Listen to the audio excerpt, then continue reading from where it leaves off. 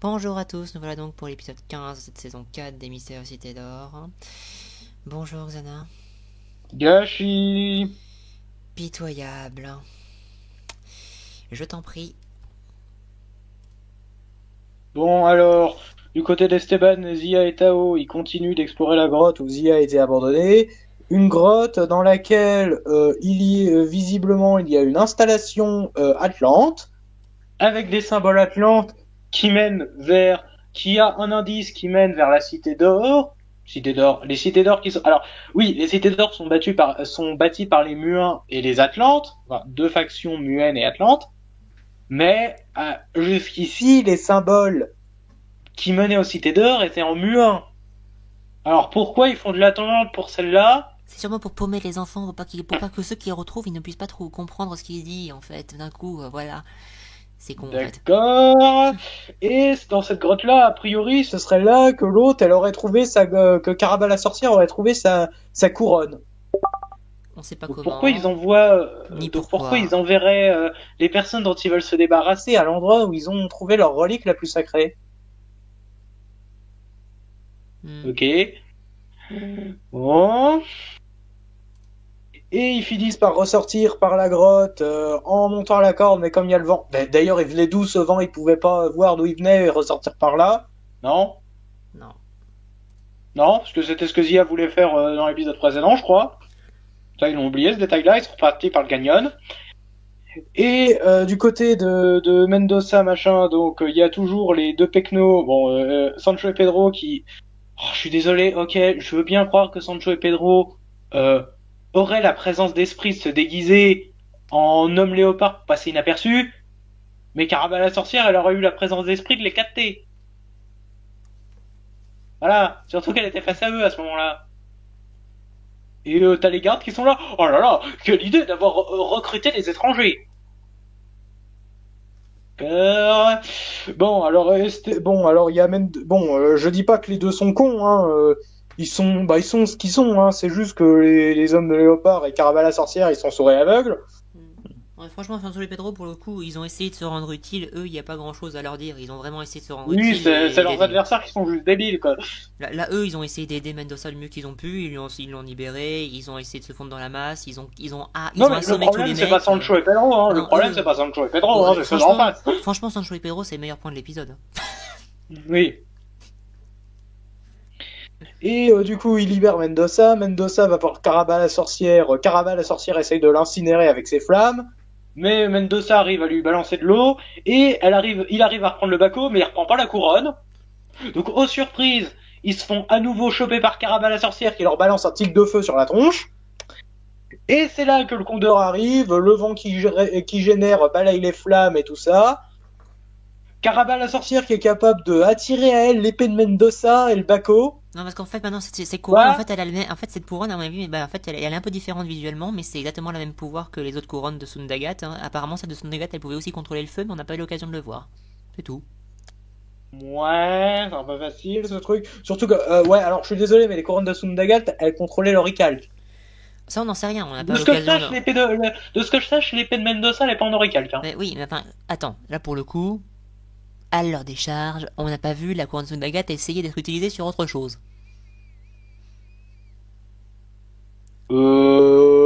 Ouais.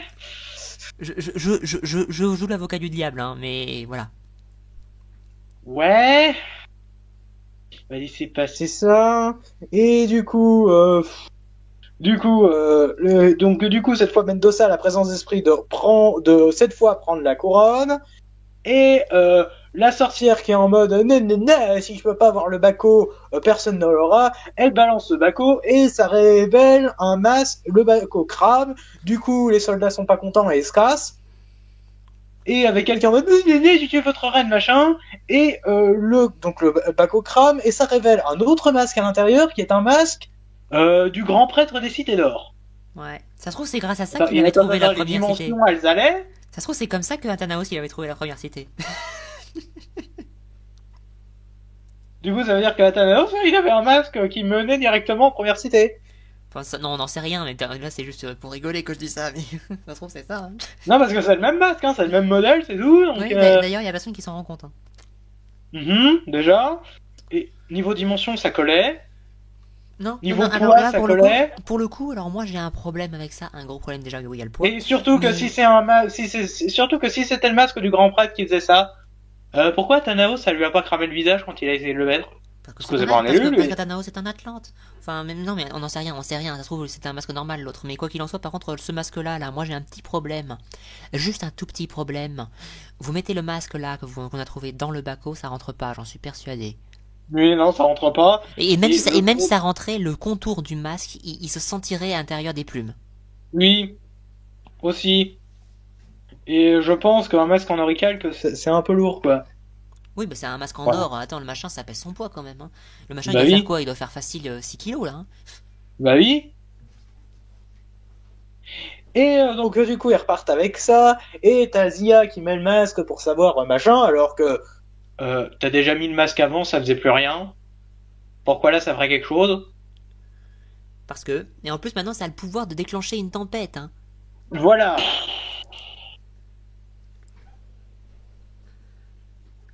Mon épisode, franchement, qui est chiant. C'est pitoyable. Je le déteste pas, mais il est chiant. Hmm. Enfin bref. Allez, à mon tour. Bon, alors bravo Carabin la sorcière de l'enfermer dans l'endroit où t'as trouvé ta couronne, on sait pas où d'ailleurs, parce que moi je vois pas de base là, je vois juste une porte. Voilà. Ensuite, tiens d'ailleurs, ça a été clairement été prévu par les élus ce machin, hein, parce qu'il faut les médaillons, etc. pour ouvrir. Donc je vois mal des Atlantes lambda faire un endroit comme ça avec les serrures qui vont bien pour les médaillons, etc. Donc faut arrêter de dire que c'est une base Atlante, c'est un avant-poste fait par les grands peuples pour qu'ils trouvent leur cité. Voilà. Euh, voilà. Ensuite, bonjour, l'indication précise pour trouver la cité d'or grâce aux médaillons. Donc, alors, on ouvre une porte avec les médaillons, puis ensuite on active le machin avec les médaillons pour que les hologrammes, les statues créent l'hologramme qui nous affiche la carte précise d'où est la cité d'or. Bon, déjà, il y a trop d'utilisation des médaillons rien que dans cette phrase. Pour commencer, il y a trop d'utilisation des médaillons rien que dans cette phrase, mais après, il faudra aussi penser que la cité d'or aussi, il faudra l'ouvrir avec les médaillons. Non, en fait, le tout de la tension, en fait, quand vous faites un scénario, c'est que tout le monde puisse atteindre, par exemple, l'endroit infini, mais qu'il n'y ait que les enfants qui puissent l'ouvrir, et par conséquent qu'on essaye de leur tendre un piège ou quoi que ce soit. Si vous voulez qu'il y ait de la tension, il ne faut pas que tous les indices pour trouver les cités d'or soient liés, il faut les médaillons pour les trouver.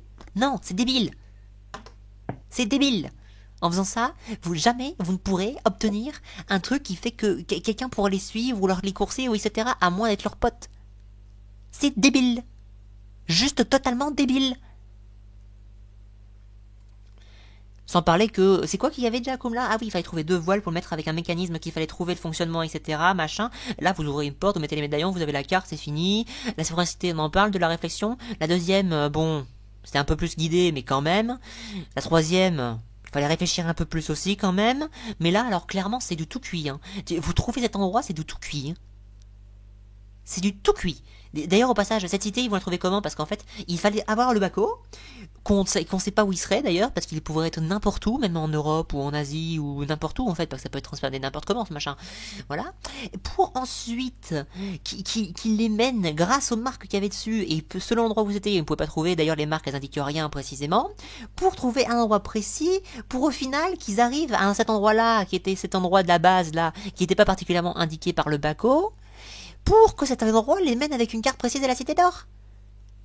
Je veux pas être embêtant, mais cette cité, vous la trouvez comment de bas? C'est quoi le plan? À part le côté... non, vous êtes les spectateurs, vous ne devez pas réfléchir à ce qu'on vous montre. À part le côté, réfléchissez pas à ce qu'on vous montre, c'est comment on est censé la trouver, cette cité d'or? Je pose juste la question. Voilà, excusez-moi, je réfléchis à ce qu'on me montre, et je réfléchis un peu plus qu'à ce que... ça se passe comme ça. Non, non, c'est pas ça se passe comme ça, je dois l'accepter, non, non. Si ça se passe comme ça doit être crédible. Donc, bonjour, prédication précise. C'est ridicule. Franchement, c'est ridicule. Bon, voilà. Ensuite, à part ça, le voyage, il est très important d'après la saison 2. Hein. Le voyage est plus important, est tout aussi important que la découverte, voire même plus. Hein. Quel voyage? Quel apprentissage? Quelles règles? Quelles inculcations? À part un truc guidé en papier mâché avec un fil qui mène carrément jusqu'à la cité. Vous tirez le fil et vous y arrivez. C'est quoi? Sérieusement? Allez vous faire foutre. Donc, bien sûr, on n'a pas grillé Sancho et Pedro, ils pensaient que c'était recruté chez les étrangers. Bon, Caraba, par contre, elle aurait dû les reconnaître, voilà. Et ils sont pas posé la question avec les deux mecs qui leur avaient échappé, les deux mecs blancs qui leur avaient échappé il y a 2 heures ou droit, hein. Ça, ils ont oublié aussi, hein. Voilà. Aussi sur la carte, il y a la cité, ils disent c'est la cité, regardez, elle ressemble au blason de la de Chambord. Juste une chose, est-ce qu'ils sont censés à être allés à Chambord d'après les indices est-ce que les sages sont censés savoir qu'ils sont allés à Chambord pour avoir le symbole de la cité? Bah déjà, est-ce que l'ordre du sablier est allé ici? Déjà, non, Plutôt. mais apparemment, notre cher Léonard de Vinci a des visions qui lui ont fait trouver des trucs. Mais quoi qu'il en soit, euh, tout ce qui s'est passé à Chambord, ils sont techniquement dans la tête des sages, etc., enfin des Nacals de Mu et d'Atlantide, c'est pas censé avoir eu lieu pour eux. Donc, comment ils étaient censés deviner que les enfants devineraient que ce symbole d'arbre, ce serait la cité d'or? Moi, je pose juste la question. C'est pas, vous réfléchissez pas à ce qu'on nous montre et vous le comprenez grâce à ça. Non, non, il faut que ce soit crédible Putain, si vis-à-vis. on nous fait la révélation que Léonard de Vinci c'est un Acal qui a voyagé dans le temps, je pète un câble. J'en sais rien du tout. Mais quoi qu'il en soit, voilà, je veux pas être embêtant, mais voilà, faut que ce soit un minimum crédible. Et il faut écrire le machin du point de vue des gens qui ont fait cet endroit, ces cités. Pas du point de vue de vous, scénaristes, qui avez fait les trucs en place, et ouais, donc on va mettre ça, ils vont comprendre. Il faut que les gens qui ont fait cet endroit-là pour leur indiquer sachent et fassent en sorte que eux ils peuvent comprendre. D'après ce que eux savent qu'ils connaîtront. C'est-à-dire, eux savent ce qu'ils connaîtront, et en soi, ça veut dire que techniquement, du point de vue de chaque cité d'or, ça doit être. Ils doivent partir comme si les enfants n'en avaient pas trouvé une seule. Si vous voulez que ce soit un peu crédible. Voilà. Parce que les cités n'ont pas d'ordre prédéfini. Voilà, normalement, ils n'ont pas d'ordre prédéfini, donc ils ne devraient pas pouvoir trouver celle du Mexique, ils devraient pouvoir trouver celle-là en premier, tout comme l'autre d'une première, etc. C'est débile. Enfin bref. La carte, j'en ai assez parlé. Ensuite, il y a un problème avec le masque, bon, il rentre clairement pas dans le baco. Ou alors, on devrait sentir les rebords dans les feuillages, clairement. Le condor qui vole sans soleil, alors là, juste, allez vous faire foutre. Je sais pas pourquoi je sens que cette tempête, ça va être juste un énorme remplissage. Sancho et Pedro qui essaient d'être actifs, ça c'est pas trop mal. Franchement, c'est eux les meilleurs points de l'épisode. Et enfin, ah oui, dois-je rappeler que cette méchante caricaturale de sorcière de merde a sa gueule dans le générique, hein. Elle passe un petit moment, beaucoup plus de temps que les autres personnages qui sont dans le générique, hein. À part les héros. Je voulais juste le préciser. Et maintenant, je vais conclure ma partie par de belles images. Ça fait pas un bon épisode. Parce que oui, il y a un bon point à cet épisode. Comme globalement tous les épisodes. Du point de vue technique, c'est pas mal. C'est joli à regarder. Du point de vue technique. La scène du Condor. Ah oui, la scène du Condor aussi, j'avais oublié. Bon, alors, elle est jolie, la scène du Condor. Elle est classe, ce que vous voulez. Par contre, il y a juste un tout petit détail. Quand Esteban il lance les propulseurs et que le Condor est sur place, je suis désolé pour faire du vent, d'accord, mais le Condor il devrait être propulsé par l'avant. Merci. Voilà, je voulais juste le préciser. Je crois que j'ai à peu près tout dit là, hein. Ah oui, leur remontée, leur fameuse remontée. Il peut pas y en avoir un qui remontait tout seul et qui tirait les autres vers le haut. Comme ça, ils risquaient pas tous de se casser la gueule.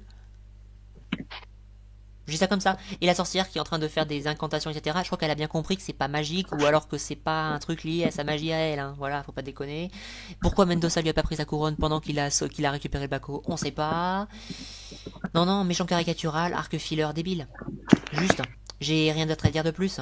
Voilà. Sur ce, ben moi j'ai fini. Et Xana, c'était un truc à rajouter. Non, rien. Et ben voilà, un épisode ridicule et chiant. Je me suis grave fait chier. A bientôt tout le monde pour l'épisode 16. Salut.